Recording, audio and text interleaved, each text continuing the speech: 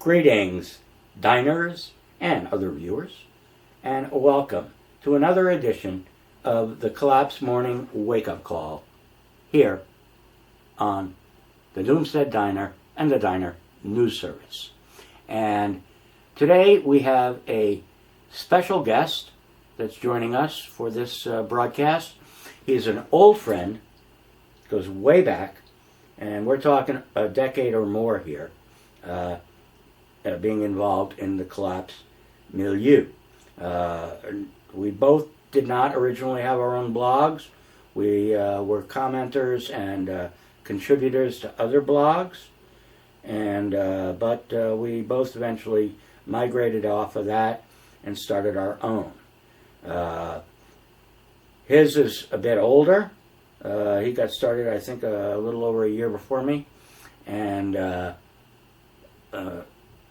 his name is John Lounsbury, and he is the managing editor of Econ Intersect, or Global Economic Intersect, that you can find, econintersect.com, online, all one word, in your URL.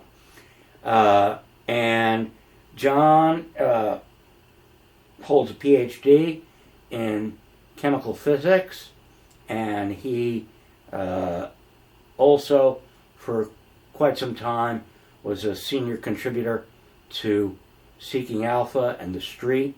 Those are both economically bent organizations or websites, but he has, as I said, migrated to his own site and does not contribute to those sites anymore very much.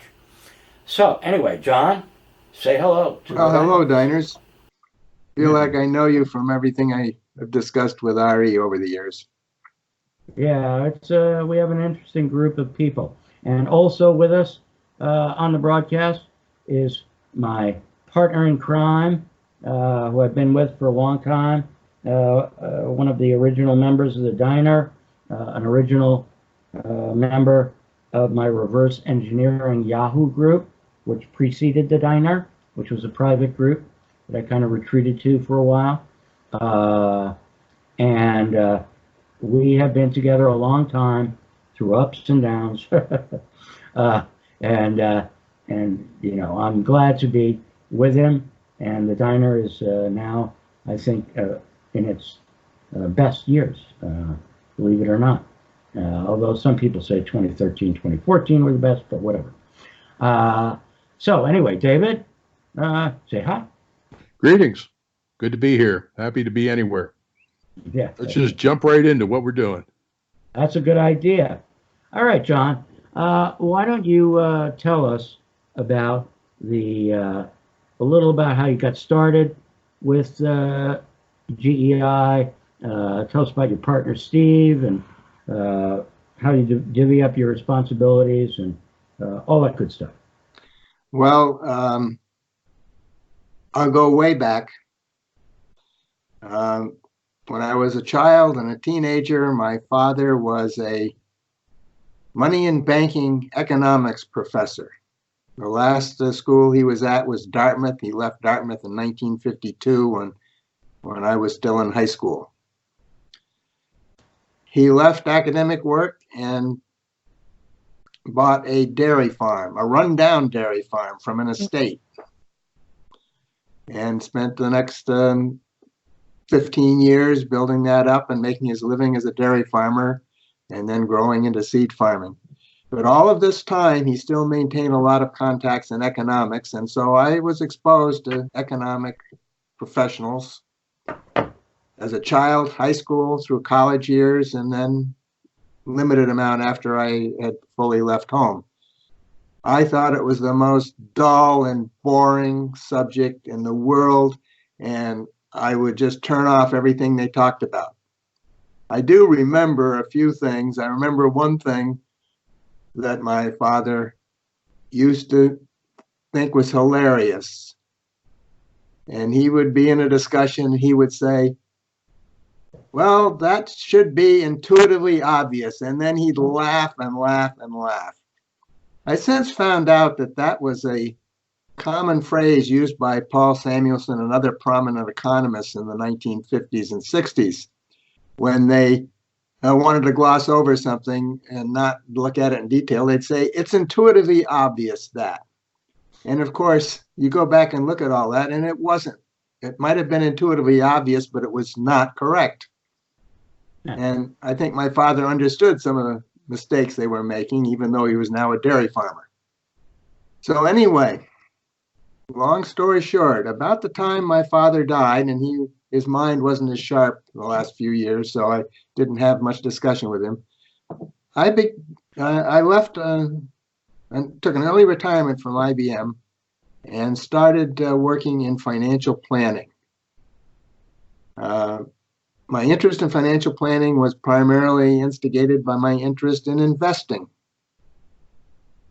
And very short few years in financial planning, I discovered that economics had a lot to do with what I should be considering for my clients. And I started writing newsletters. That was in the 1990s. And one thing led to another. Eventually, before the financial crisis, just before the financial crisis, I started contributing to Seeking Alpha.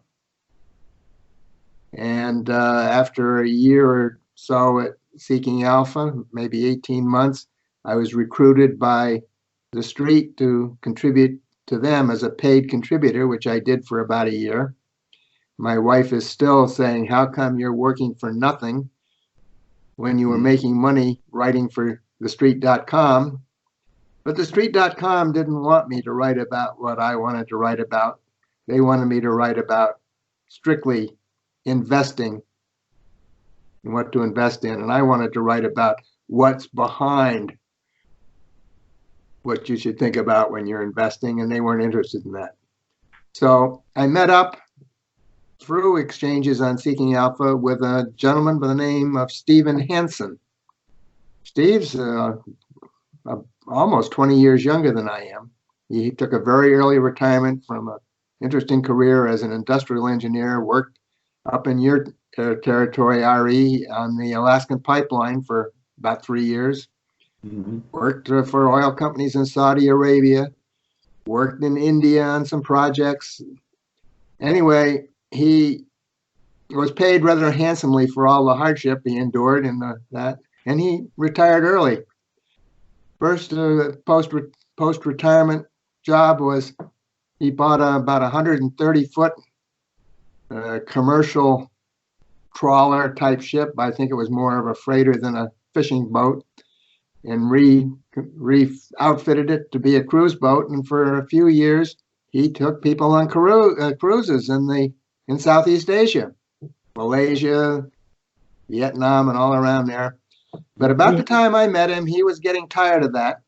Maybe his wife was getting tired of it too.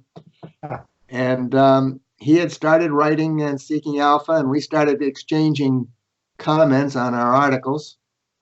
And I started citing him in my articles. He started citing me in his articles. And somehow we got the idea that maybe we ought to get together and do something on our own. And that's in 2009, we decided to go in the direction of Econ Intersect, or Global Economic Intersection, which is the full name of the website. And he's very good technically, and he's done the technical work. He contributes about 1/3 of the content. I supervise the other 2/3. And so he's has the title publisher. We better be technical manager, it'd probably be more accurate. But we need a publisher, so he's it. And I'm managing editor because I handle the content except for what he puts up in econometric reporting that he does. Got it. We have a lot of that's the short version of the story. Well, yeah, that's a short version, right? We have a lot of diners that are very interested in sailing, more than motor yacht, but the whole what we call seasteading paradigm of being more independent by being out on the open water and being able to go anywhere. And of course, it does help a lot to have a good deal of money to be able to buy a freighter and re-outfit it. But at any rate, I think he sold it for a profit when he finally sold it too. did he? Wow. Yeah. So okay, so let's move. Let's fast forward a little bit to how we met, which was on a website called The Raging Debate, and that's where we also met a fellow by the name of Jim Quinn, who runs and still runs a website called The Burning Platform. You want to tell me a little bit about your experience, both on The Raging Debate and on TBP before you began the Econ Intersect website? Well, I was more of a discussant on both sites. I do have a few articles contributed on each, but most of the time I was involved in discussions, many of which didn't go anywhere that I thought was satisfactory. Many of them ended up with too many insults for my form of discussion. We called them shit monkeys. That's yeah. what Jim. So at one point in time, I thought, and Steve also thought of being more involved with Raging Debate and its creator, but we eventually went off on our own and created our own system. And I've had some contact with Raging Debate people over the years, but I haven't really participated since about 2010. Right. And, I had a similar experience with the Raging Debate and the people managing that, or the fellow managing that. I won't mention his name. And then extensive experience with Jim Quinn. I was a heavy contributor and writer for TBP for a couple of years, and I provided a counterpoint to Jim's articles. Jim is a very good financial analyst. I mean, he knows his money. There's no question there. But he also has a lot of very negative attitudes, and he has some very negative habits as an administrator of his website. And then, of course, there's the commentary, on that website, which remains moronic, but was even more moronic back when Surly and I participated. Surly, you want to pitch in some thoughts about the ancient history there before we move on to our topics at hand? Well, I first recall encountering you on the Burning Platform in 2011. And I remember that well because it was the year that Occupy kicked up. And I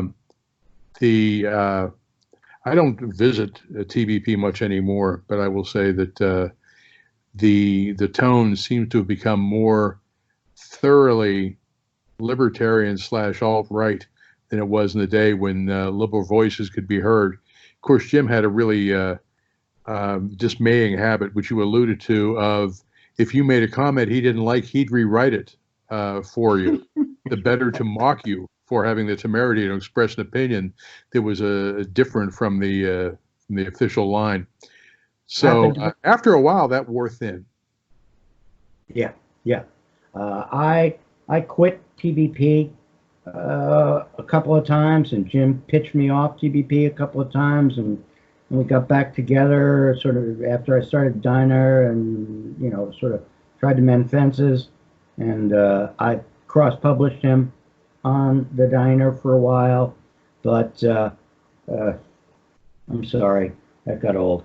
And he's just got his People from Walmart thread, and his the 30 Blocks of Squalor, where he rails on basically the poor people that live around Philadelphia and mocks them, and that stuff is just it's garbage. There's only so much punching down that one can tolerate. Yeah. So I severed my ties with him. I stopped cross-publishing him. Even his good articles. He does have good article every now and then. I don't read TBP much anymore either, but Every once in a while I'll stop back in there, or he'll get cross-published on some other website where I will read an article from him. And, when he writes on financial stuff, he knows his stuff, There's no question there. He is the controller of Wharton University. That's the University of Pennsylvania, which is an Ivy League school, although I don't know how that one qualifies as Ivy League. I'm sorry. But anyway. All right. It wouldn't be a little Columbia chauvinism, would it? Yeah, a little bit.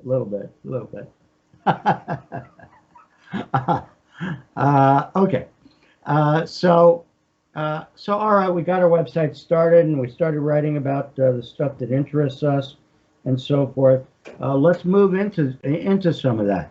John, I know you mostly curate your website. You do write for it once a week. You have an article once a week that's a kind of a overview of economics and the topics that are interesting you in collapse dynamics. Why don't you let me know and let the viewers know what your current main interests are? What is and with respect to collapse, what are you looking at and find the most fascinating and maybe the most proximal dangers that we face at the moment, based on what you are seeing? Well, my interests today are largely developed from my ignorances of the past.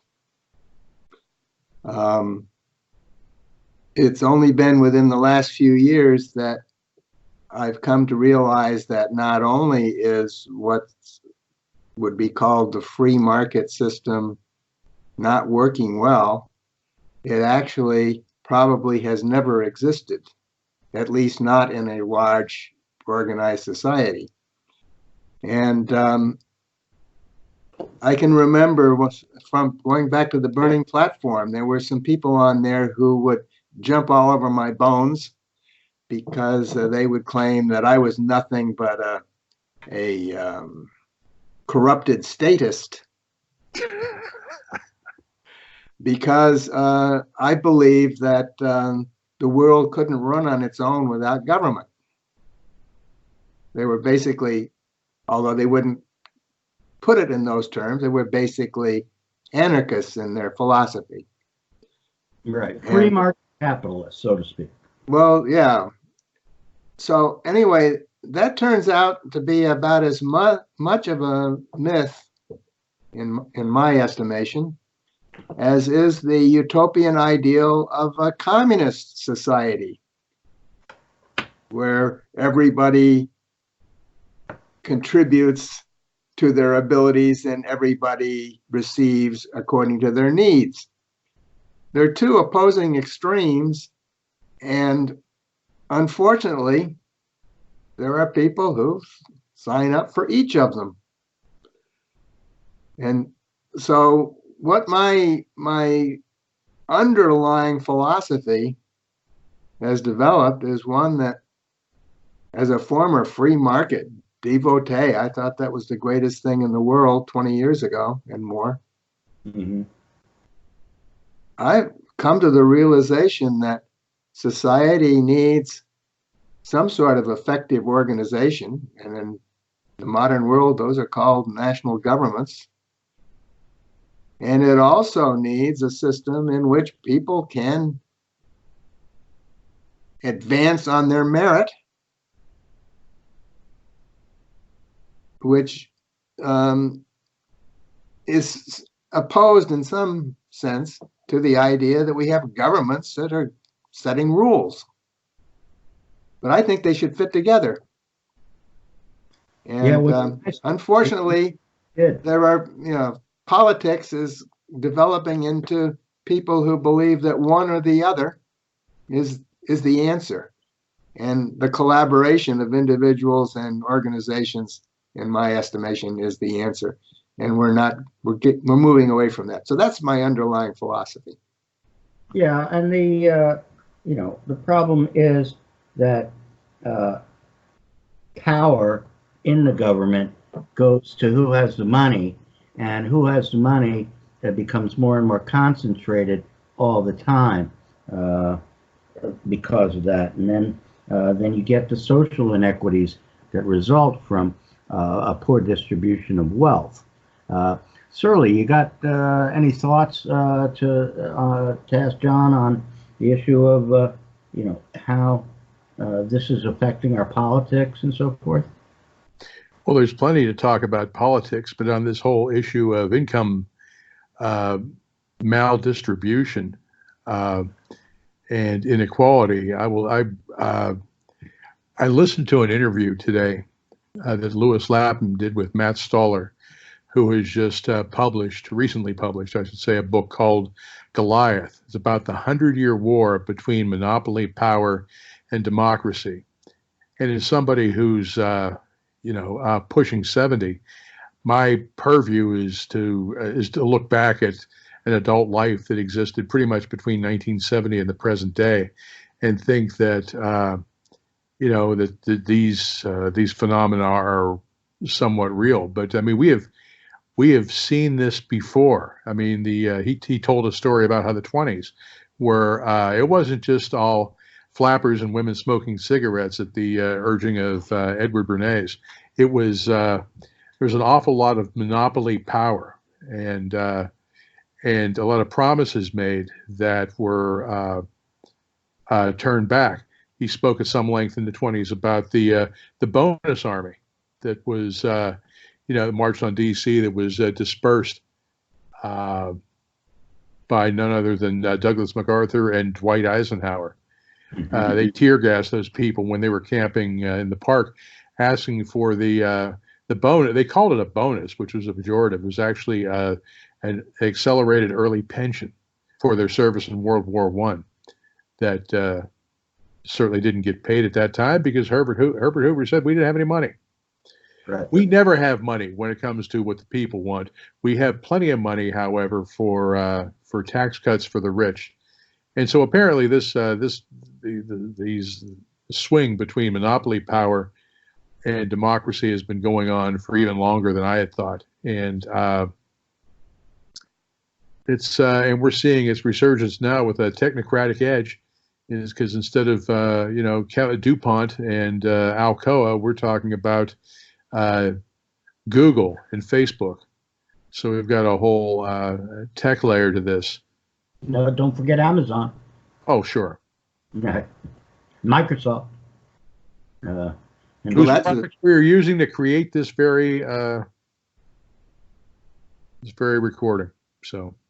Yeah, that's true. My units I run on Microsoft software. I know you're on Apple software, but they're not any better. No. Well, the point being that the names of the players have changed, but the game is pretty much the same.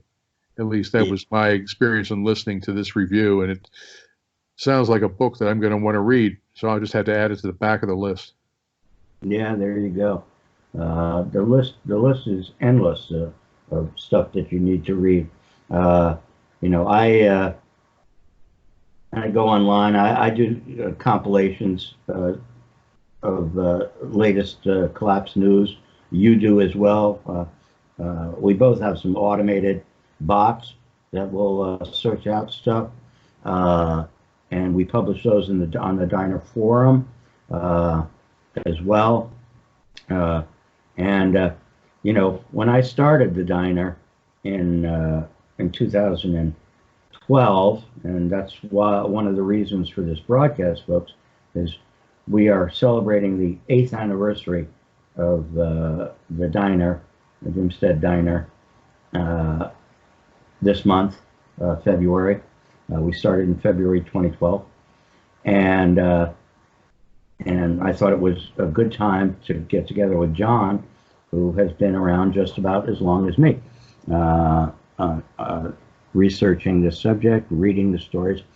When I started, to find good stories in the news, that were really exemplified aspects of collapse, I had to search around.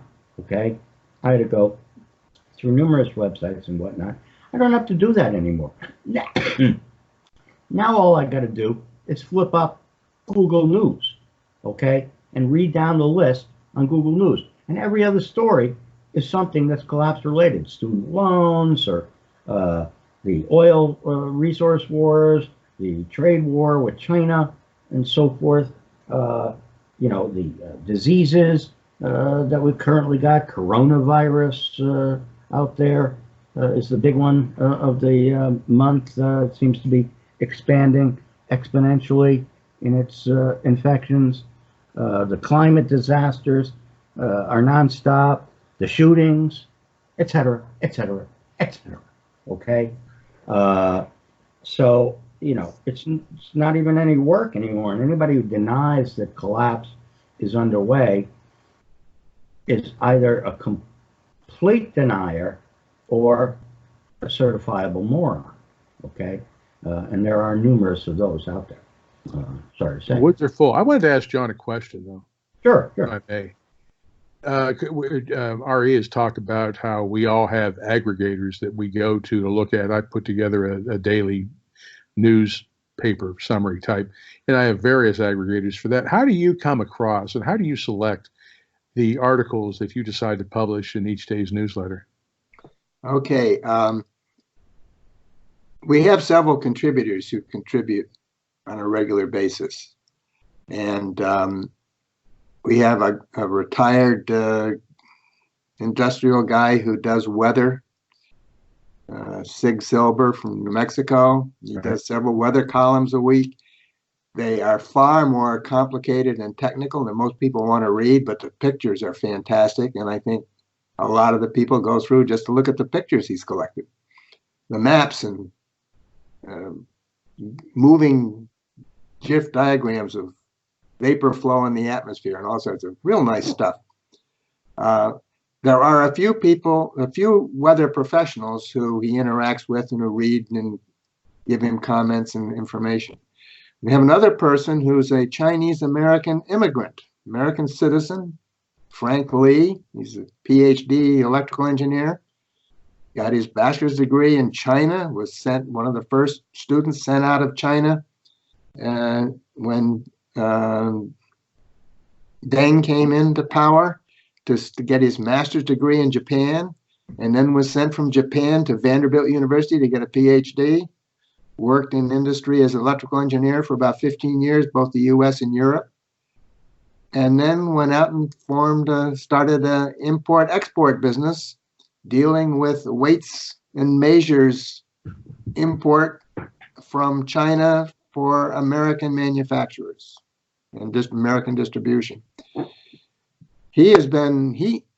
Somehow I got in contact with him about 6 months after we started the site, and he was having trouble getting anybody to put up what he was writing. And I answered his comment when he was complaining about that somewhere on some website, and said, "Hey, send me some of your stuff. We'll probably publish it." And he's been writing weekly articles ever since. So that's another. And he's a very interesting character.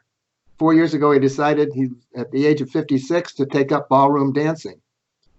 Last month, he just won his first national championship as an amateur silver level dancer.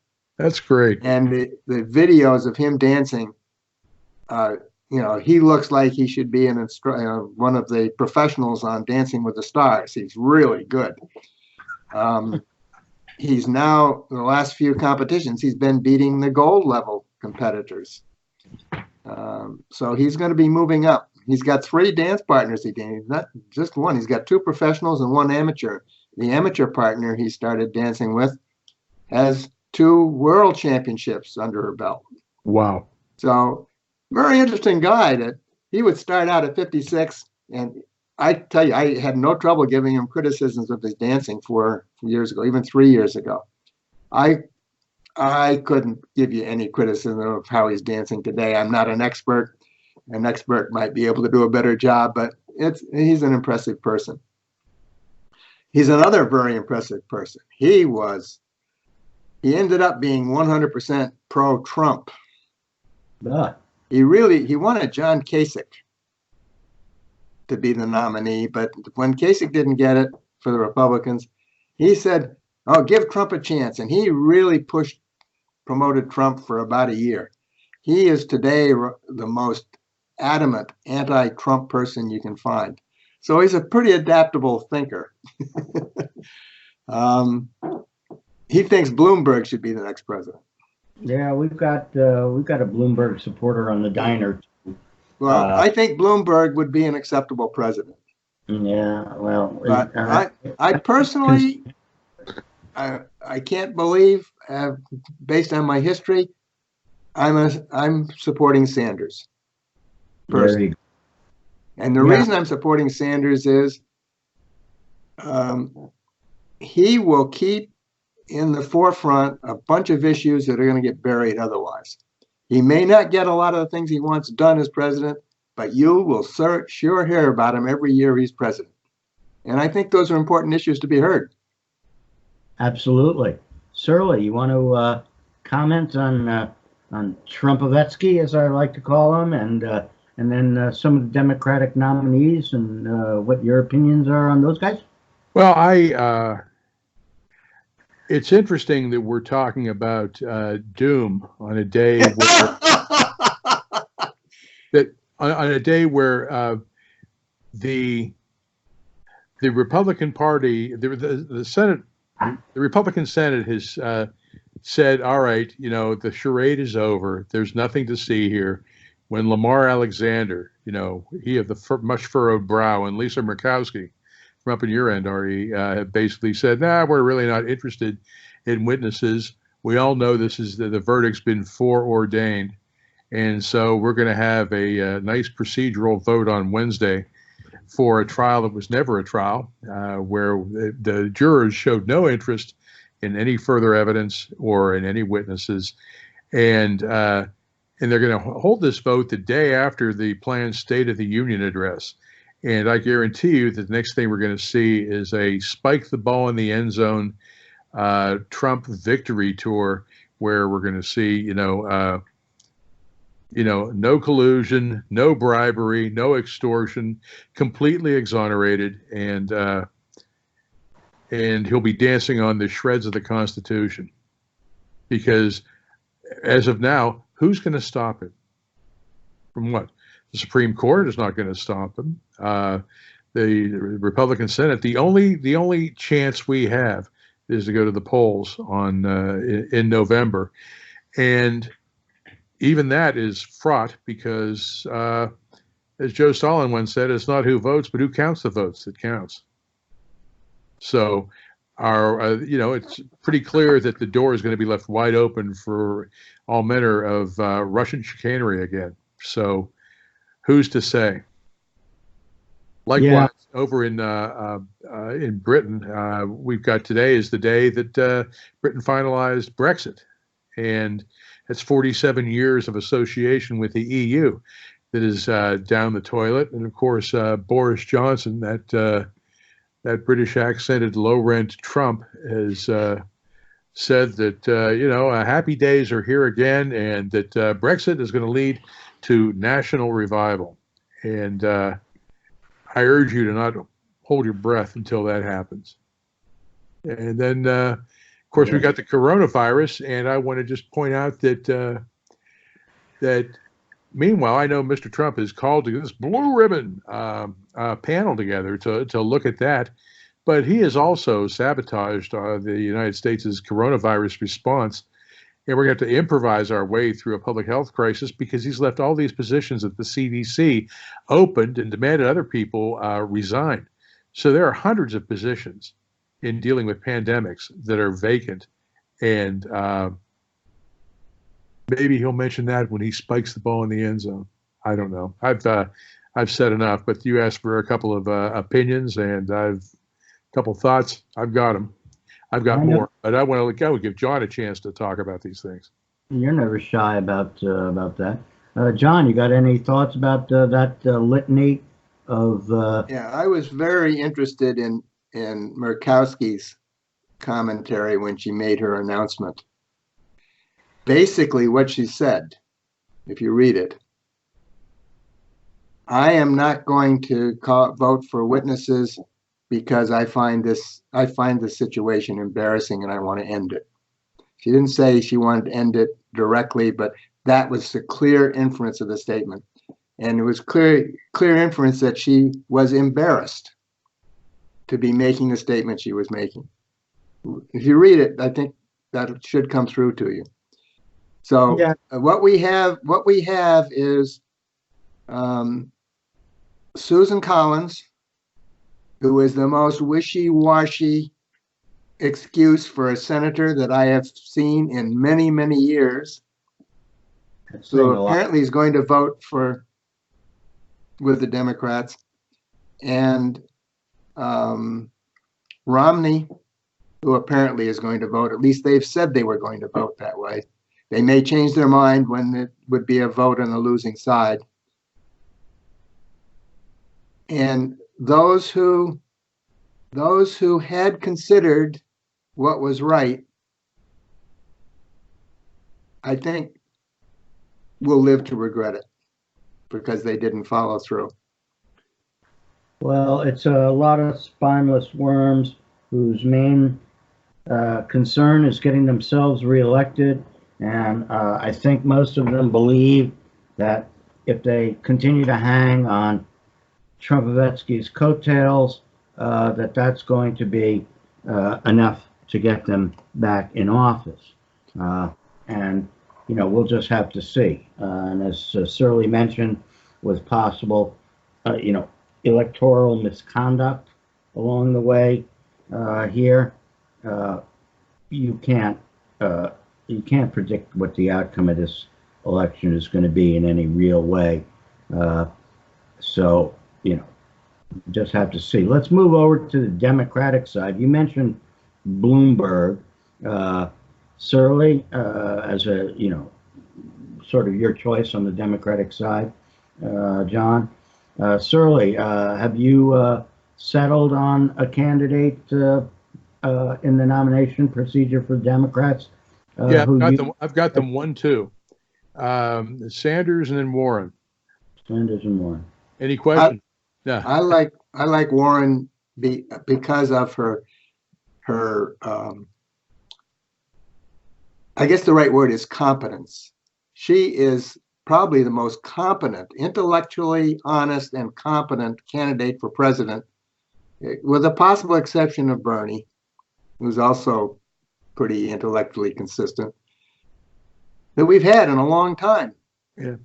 Barack Obama was intellectual, but he turned out to be an empty suit. In many ways, yes. I recall being entranced by seeing Elizabeth Warren speak on some YouTube videos I saw.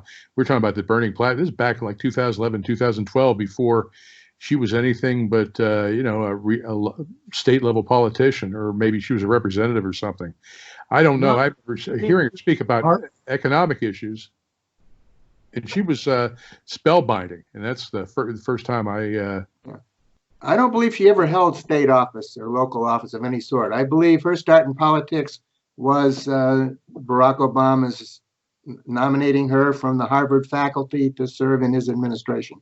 Maybe she was speaking as a faculty member then. But anyhow, yes. It was a strange thing for me to be watching, but it made me say, this is somebody I got to watch, and it turns out that was correct. I do want to say something in defense of Michael Bloomberg, though.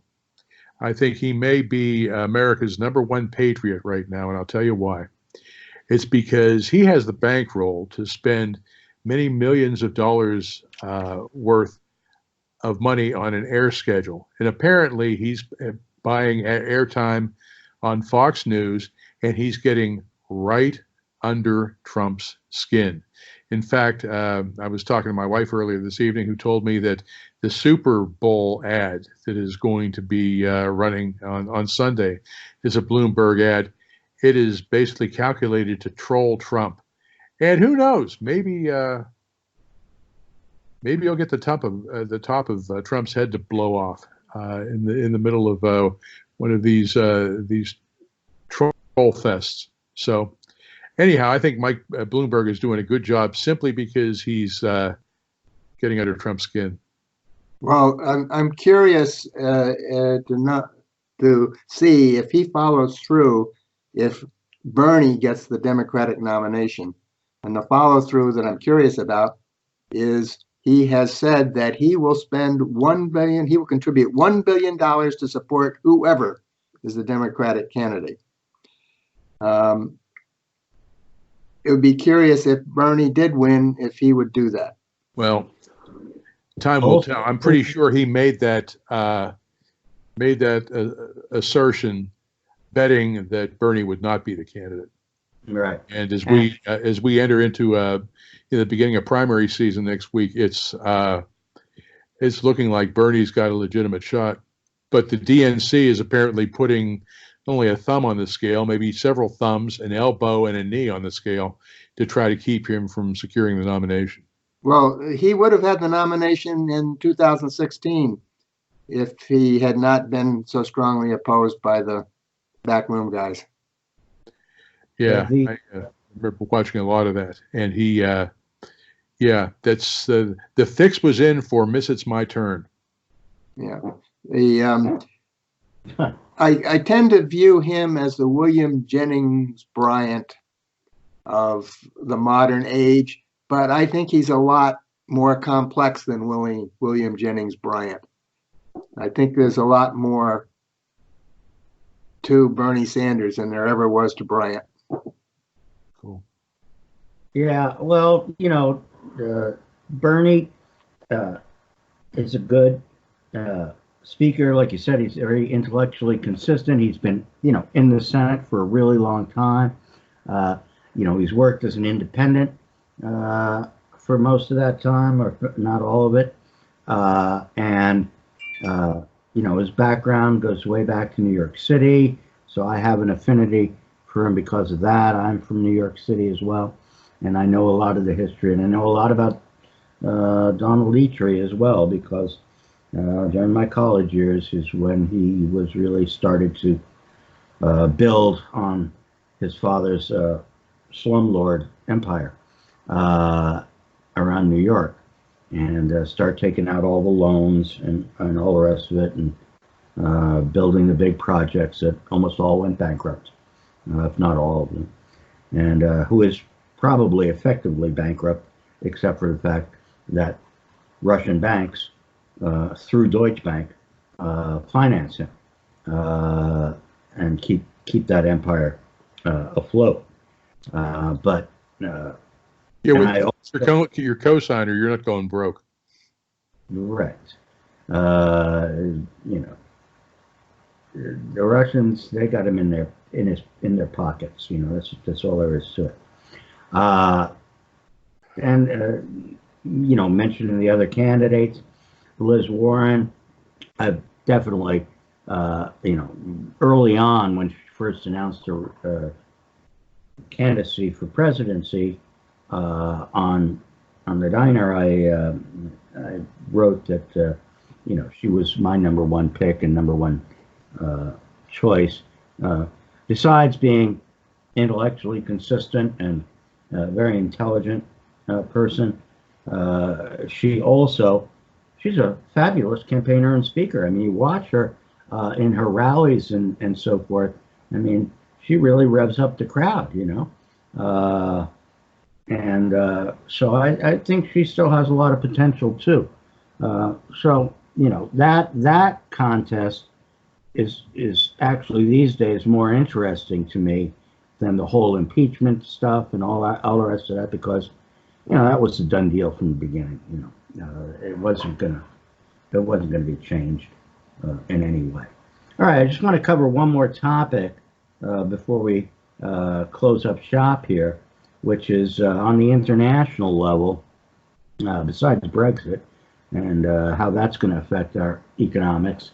What about the trade war with China, and then the problems in Iran with Iran and their nuclear program, and then the oil trade, the Saudis and so forth. John, do you have any thoughts on that aspect of geopolitics and the economics that's affecting the gold right now?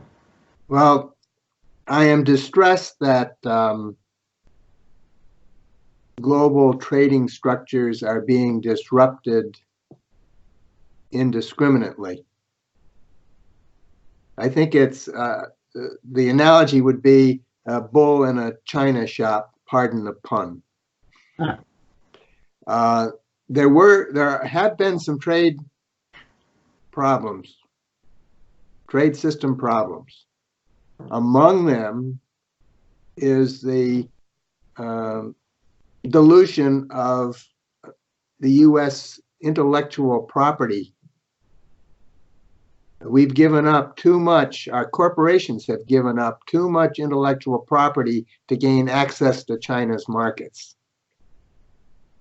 And it's my opinion that the cause of the problem is not primarily China. It's American corporations who've given up the property to get concessions from China.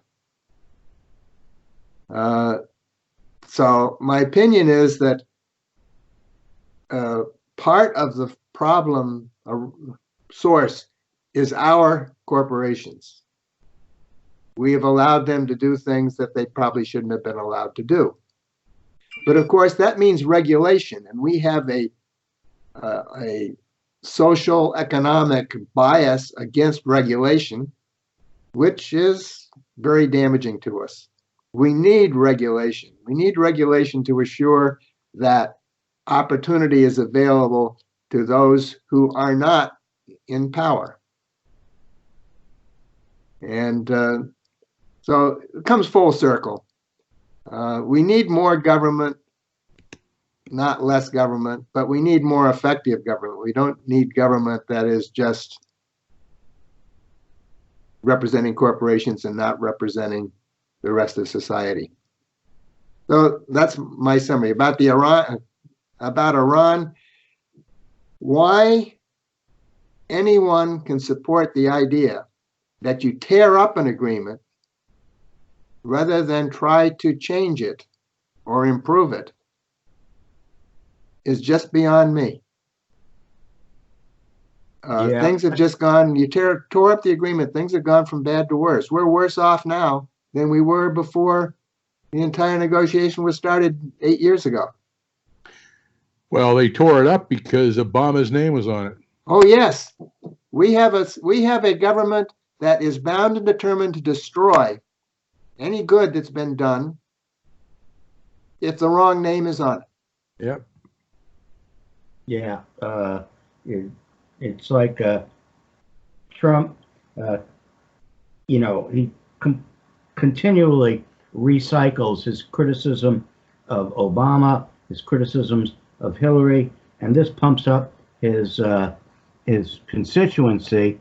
I forget what they call them, know nothings or something like that. And deplorables. Well, deplorables. That's it.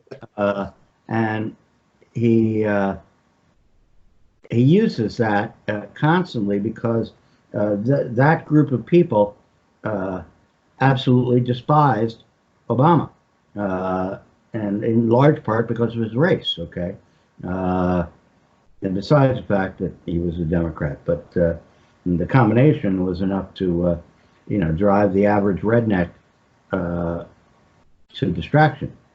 So, it's anything good that Obama did, and I've got to say, Obamacare, it saved me. Okay, I'm still alive because of Obamacare.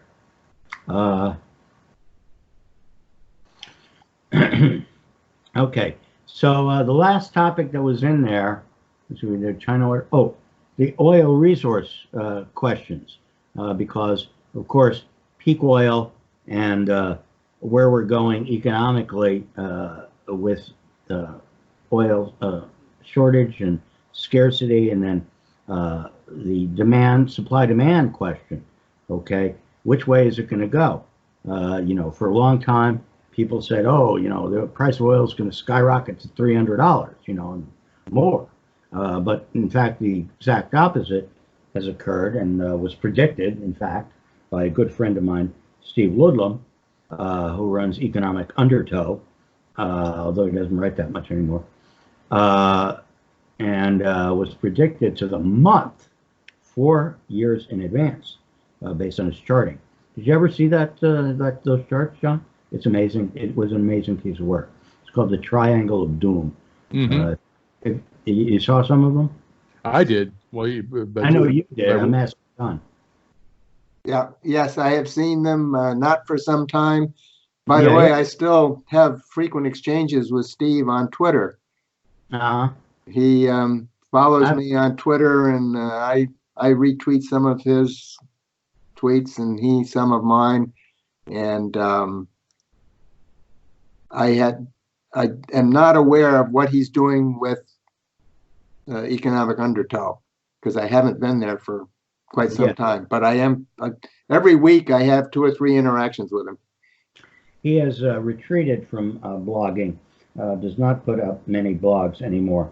And we did one chat. We have done numerous chats over the years online. They're all on our Diner YouTube channel, okay, which you can go to at collapsecafe.com. All right, it's another one of our channels. And then Surly, my partner, runs our Facebook channel, Doomstead Diner Facebook. So if you're a Facebook user and aficionado, that's a place you can go to find out a lot of what's going on in the world and on the diner. So, we welcome you to visit us in any of those places that you like. Whether you like video, whether you like text. We have audio channel also on SoundCloud.com. Doomstead Diner, or SoundCloud, or SoundCloud.doomsteaddiner, something like that. And there's a lot of our audio interviews that we did preceding our video stuff that we started. The audios go back to almost to the beginning of the diner. I think 2013 I did the first ones, audio only, and some fabulous interviews on that. So I urge all of you to visit John's channel on econintersect.com to get a good overview of especially the financial end of collapse and what's going on that end. I hope you'll visit us on the diner and come there. John, do you got any closing thoughts you want to share with the audience before we wrap it up? Well, I would say that my view of collapse is that we will probably manage to avoid it. The reason being, I guess I'm optimistic that